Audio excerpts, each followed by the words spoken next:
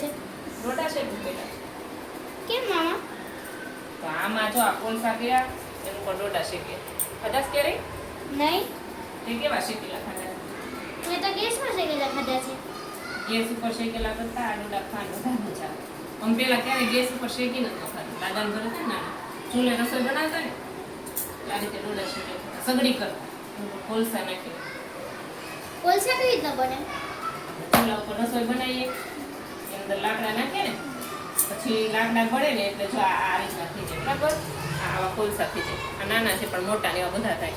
પછી એના ઉપર પાણી નાખે ને એટલે એ ઠરી જાય એકદમ સુકાઈ જાય બ્લેક બ્લેક થઈ જાય. જોઈ છે એ કોલસો કહેવાય. મેં કોઈ દી નથી જોયો. એટલે જ તો જો તો ખબર પડે ને એટલે જો શેકાણો મસ્ત હા. ગેસ ઉપર શેકે ને તો ઉપરથી બળી જાય ને અંદરથી કાચો રહે એટલો ટેસ્ટી ન લાગે. એટલે તને ખબર પડે ને શું કહેવાય કોલસા કેવા હોય કોલસા ઉપર શેકેલા ડોડા એટલે જ તે આ કોયલા કોલસા. ગેસની ન મજા આવે? તું આ એક વખત ખાજે પછી કહેશ મમ્મી ક્યાં મજા આવી. થોડી મહેનત થાય પણ ડોડા ખાવાની મજા તો આ જ આવે. તો મહેનત ન કરે, ગેસમાં શેકી લેવાય. તું એક વખત ખાજે પછી કહેજે મહેનત કર કે ન કર. બસ તું ગેસના શેકેલા નહીં થાય. હવે આ કોલસા મળે નહીં રૂઈ. હવે કોઈ ગામડે ચૂલા નથી બનાવતા. રસોઈ જ નથી બનાવતા ચૂલા ઉપર.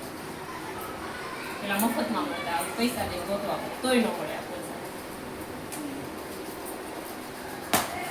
બહુ મજા આવશે ને ડોડા?